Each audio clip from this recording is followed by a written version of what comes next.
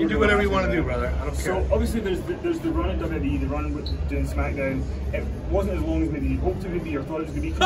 That's putting it mildly. But talk about where you are now. How are you feeling about it? Because you went back in there after a long time wait doing that kind of stuff. How are you feeling about it now?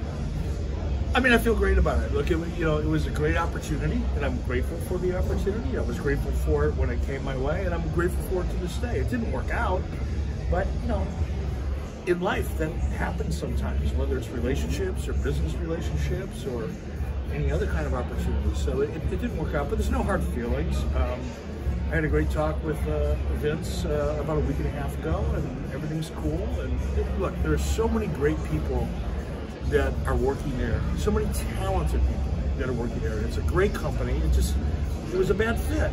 That's all. It's, I know the media sometimes expects, the dirt, and they want to hear me shoot on WWE, and I'm going to shoot on WWE. I'm going to tell you they're a great company. I was grateful for the opportunity to be there for a short period of time, and I'm rooting for their success. Was there anything you learned in that experience that you're going to take away from it? I think one of the things that I learned is that you need to be really, really passionate about making a commitment that big. And it was a big job. It was a big commitment. I said that when I took the opportunity. And to be honest about it, I think that my personality and the way I approach things creatively and the way I approach business just didn't fit their formula. And I think that's one thing that I'm probably going to be a little bit more careful about moving forward, is to make sure that the opportunity and the personalities kind of match up a little bit better than they did. But like I said, that's no fault of theirs. They were very honest and very open about the opportunity when I took it. I thought that it was going to be a great opportunity, but it just wasn't. Do you still have a very much big interest in working in a creative fashion in wrestling? I'm a creative person. I always have been from as long as I can remember, and I'll always be a creative person. I have no idea if I'll ever work in the wrestling business again. I may not. And either way, that's just fine. But I'll probably always find myself working in one way, shape, or form in a creative environment. Eric, Conrad and I talked this past week, and he said he'd like to see you in a commentary role. Is that a role that you'd be interested in working with? Maybe not AEW, but anywhere, MLW, ROH, anything like that. Who are you? I'm Conrad Jr. Very junior. Thank you. No, I'm just kidding you there. Look, I hate to be so coy, but never say never, but highly doubtful. Kind of been there, done that. If I'm going to attack something or engage with something, kind of the point that I just made about being really passionate. Yeah. It's got to be something that I really feel challenged by and excited about. And that's kind of like going back to the future a little bit. Yeah. I'm not sure if that would be a good fit for anybody. Okay, cool. Eric, Glad you approved. You were a key part of the Monday Night Wars, and now we're saying... No, I was the Monday Night Wars. You were the Monday Night Wars. Get your shit straight. Now we've got the rejuvenation of the Wednesday Night Wars. Is there anything you've seen AEW done or NXT that you would have liked to have done back in the day? I don't think that is a fair comparison. I don't mean to sound disrespectful to either NXT or AEW, but it's kind of hard to compare the Monday Night Wars to the Wednesday Night Wars. I don't really think that that's a fair comparison to anybody, them or the Monday Night Wars. Speaking of comparisons, there's been a lot of comparison with AEW to WCW. What are your thoughts on that stuff? Whether it be the name, the ring, the ring. What are your thoughts on everybody trying to compare it to WCW with them being on TNT? Well, I think that's probably the only real connected tissue that I can see, is that WCW was on TNT and so is AEW. I think the presentation is quite a bit different. I think the goals are quite a bit different. The wrestling style is quite a bit different. Look, times have changed. WCW on TNT was 20 some odd years ago, and the business and the environment and the style of wrestling and presentation of it has changed so dramatically that other than a few small similarities, I think that's really not a very fair comparison. Keith Mitchell's name comes up a lot as far as production. That's another similarity. Is there anything that when you watch Dynamite now you kind of pick out as maybe a hallmark that comes from him that maybe the ordinary fan, the ordinary eye wouldn't pick up on? There's a couple things. That's a very good question. Thank you for asking it. There's also a guy there by the name of Jeff Bornstein, and that's not a name that most of you have ever heard before, but Jeff Bornstein was with WCW and handled all the lighting that we had in WCW when he's also in AEW. And that's one of the things that I pointed out in an interview I did shortly after I left WWE that I thought was a real standout example of what AEW was doing right, is the way they lit the crowd. You know, the first episode or two I saw of AEW, they did a fantastic job of lighting the audience, because the audience became a character in the show itself and created a ton of energy that translates to the home viewer. And I think a lot of that credit has to go to Jeff Bornstein. Shout out to Jeff. And as well as Keith Mitchell, who I think is one of the more one of the most underrated and lesser known assets in the wrestling industry. Keith is a great talent, amazing guy, and a good guy. Eric, I wanted to ask you, yesterday we did a panel with Cody, and one of the things we asked him about was, you know, AEW's won 6 weeks in a row in the ratings of NXT, some weeks closer than others, and I asked him about how they feel about that, because they knew WWE were probably going to counter, and he said he doesn't want AEW to be reactionary. He doesn't want them to be watching NXT to be like, oh, we're going to do this to exactly compensate that. You've been in that situation where you're head-to-head with somebody. How do you feel that approach will be for them? I think it's very smart. It's very astute of Cody to feel that way. Look, they've got to be their own brand. They have to have their own vision. They have to distinguish themselves, you know, from NXT in order to be successful. Otherwise, they'll end up just being another version of, you know, a WWE product. So I think if Cody has that observation and that vision, it's a healthy one, and I think it's a vision and an observation that will serve him very well. Let's do two more, guys. Let me ask you this question. We're seeing this explosion continue with wrestling popularity online. Social media is just dominating. But we're not seeing that correlation with television ratings, which are on the decline. Is that a case, in your opinion, of just not attracting the casual wrestling fan anymore? Or, you know, why is it that it's so popular online and not so much with the television ratings? You know, it's a very good question, and I'm not sure, I want to know for a fact. I don't have the answer to that, and I'm not sure too many other people, even within the television or digital community, really does. You know, we all have a tendency to kind of make comparisons back to someone else did it a few moments ago, to the Monday Night Wars, right? It was a different time. It was a different it was a different industry. Television was a different property then than it is today. I think with all the different ways and means by which people have a way to engage their favorite entertainment, it is really having an effect on traditional television. And I don't think you can look at traditional television and ratings to try to make a valuation on the success of a product. I think anybody that is looking, for example, I mean, let's look at it this week. I think between NXT and AEW, they were both in the 800,000 viewer category, right? That's TNA numbers 4 years ago, 5 years ago, right? Which was considered kind of abysmal. But in today's environment, 800,000 viewers, particularly 800,000 viewers that is strong in an 18 to 49-year-old demographic, is somewhat attractive to a television network. 5 years ago, they would have pulled the plug on you within 3 minutes. So the industry is changing, the platforms are evolving and changing, and the challenges are evolving and changing. I just don't think it's fair to make comparisons like that. I want to ask real fast. They said that you were brought in with WWE partially to help work on the transition to Fox.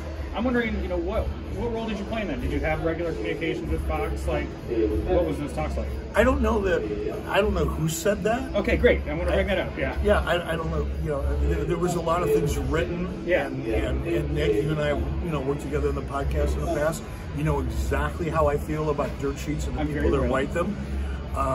So much of the stuff that you've read in dirt sheets, you know, at the time when I came into WWE and subsequently after getting in WWE, it's just, you know, like nuclear horse shit. It's not, so much of it was so far off base. I don't think I was brought in. Nobody ever articulated to me that I was brought in to help manage the process with Fox. Okay. If that was true, somebody forgot to tell me. Okay, so you never talked to the Fox executives or anything like that? Well, sure. I had, okay, you know, sure I had. I mean, there were representatives of Fox that I certainly did deal with and coordinate with, but it was never articulated to me that that was one of the reasons that I was being brought in.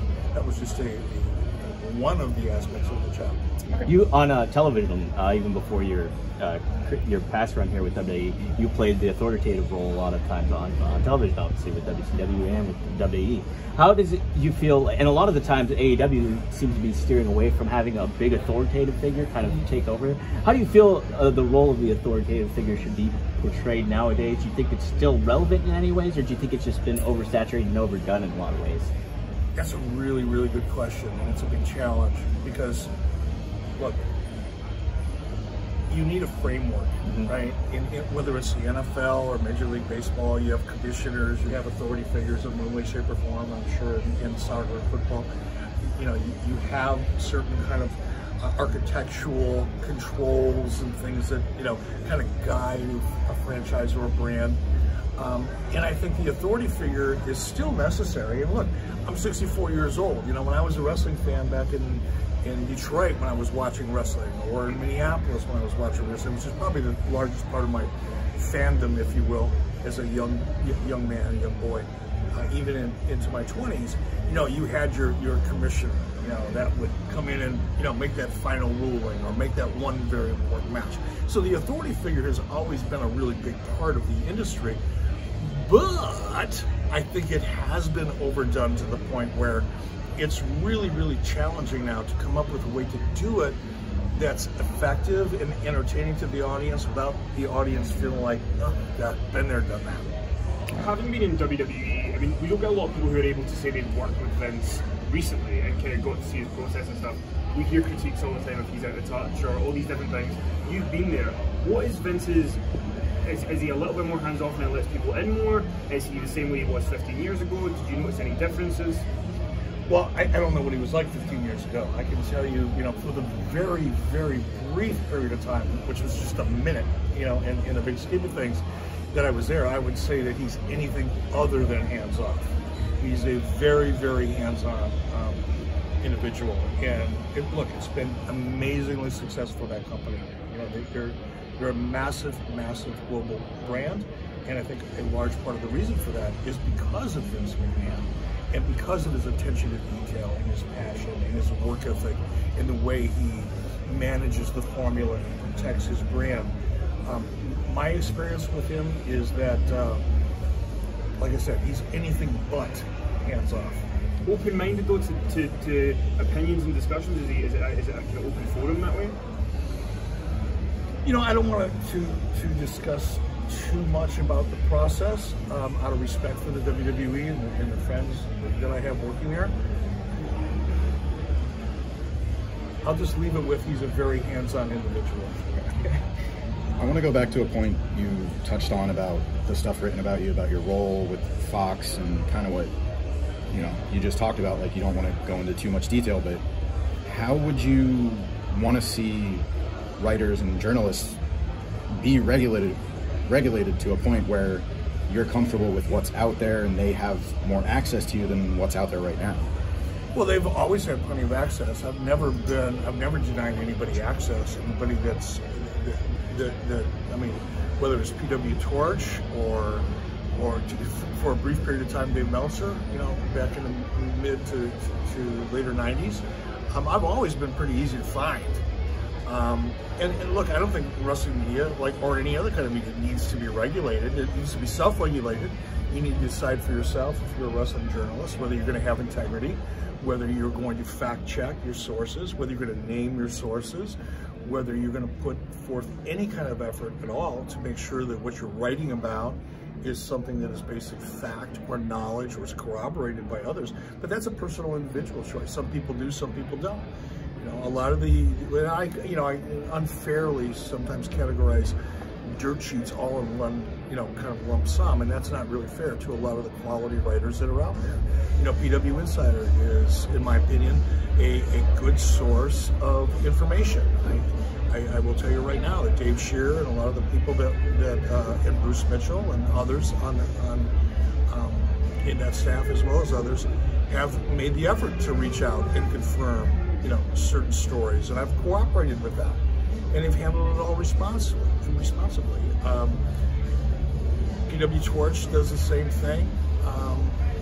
Look, some are, some aren't. You know, Dave Meltzer's garbage, in my opinion, always has been.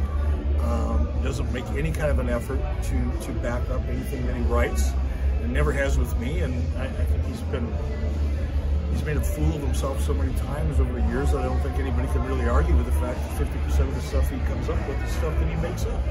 But, you know, every one of them has their own approach to business, and that's just the way it is. It's no different than mainstream media. I mean, look at what we're facing now in mainstream media. I mean, it's kind of like mainstream media is following in Dave Meltzer's footsteps. How, in regards to social media and stuff like that, with journalists as well as like stars or talent or, you know, creative personalities, how do you feel that balance of incorporating that into their daily life, as well as like going as somebody that is a celebrity or public figure? How do you want to find the balance a lot of the times with not necessarily with yourself, but just in general with talent and how they handle themselves? Do you feel that it should be like you kind of got to keep a tab on a lot of how they handle it, or is there a certain aspect that comes with that? Look, social media is kind of a dangerous platform. Sure, yeah. You know what I mean? And some people are going to really adapt to it, handle it, use it, and others won't.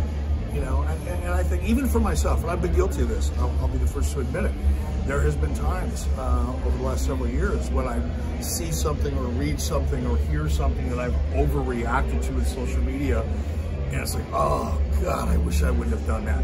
I've kind of learned, you know, you can teach an old dog new tricks. It's honest, you can. But I think everybody has to go through that. You know, you have to make those mistakes on an individual basis, and eventually, hopefully, you'll learn how to take advantage of social media and make it work for you and not make it work against you. So you say you've got a lot of creative juice left in the tank? I didn't say that. You did. I'm paraphrasing. I'm paraphrasing. See what happens? See what happens? Yeah. All right, so anyway, you have creative juice left in the tank. My words, not yours. Okay. All right. What's next if you don't work in wrestling for you? On your business bucket list, what does Eric Bischoff still want to accomplish? You know, I'm at a point in my life where I want to travel some more. I want to spend more time with my kids. There's always going to be that urge to create something else or take on a challenge because I love challenges. I really, really do. It's always what I've been attracted to. Well, I think one of the reasons that it worked out so well with me at WCW is they were in the tank. I had nothing to lose. We had everything to gain, and it was like an open slate. And that's kind of like, you know, it's like a mad scientist playground, right? And I'll always be attracted to that. You know, I'm a moth that's always going to be attracted to that kind of flame. And I'm sure one will come along, but you know, I don't have a goal or an agenda right now, other than, you know, I've got a movie project that I'm involved with that some of you may have heard about. I'm going to kind of dive into that because it's a whole new world. It's something that I've never been involved with before, and I'm looking forward to being involved with it, and it's with some pretty credible people. So it's an opportunity for me to learn about a business in entertainment that I've never had any exposure in. So I'm kind of looking forward to that, and I'll just take it one day at a time. Thank you, guys. Thanks, Eric. Thank you.